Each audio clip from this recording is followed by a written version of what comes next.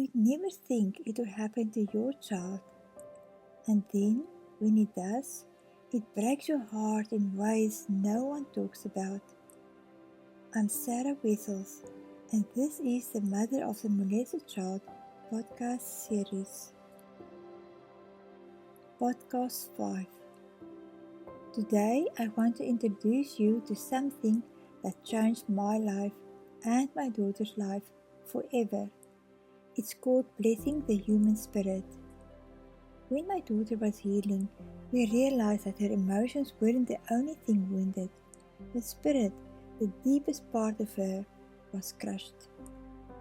You can reason with the soul, but you are not going to eliminate shame from the soul. Shame is resident in the spirit.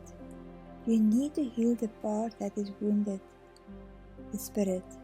As scripture says, a crushed spirit dries up the bones.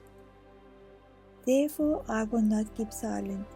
I will speak out in the anguish of my spirit. I will complain in the bitterness of my soul. Job 7:11. A man's spirit sustains him in sickness, but a crushed spirit who can bear? Proverbs 18:14. A cheerful heart is good medicine, but a crushed spirit dries up the bones. Proverbs 17:22.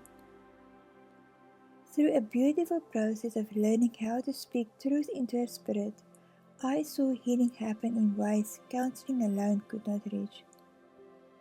Here's the good news. You can bless your child's spirit too. It is simple but powerful. You don't need to be a pastor. You're the mother. Your love carries authority.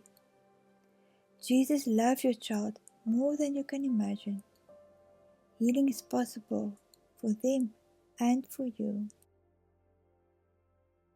As we close this series, I want you to know you don't have to walk this road alone. That's why I created my program, Healing for the Mother of the Molested Child. If you'd like to learn more, you can find the details in the description.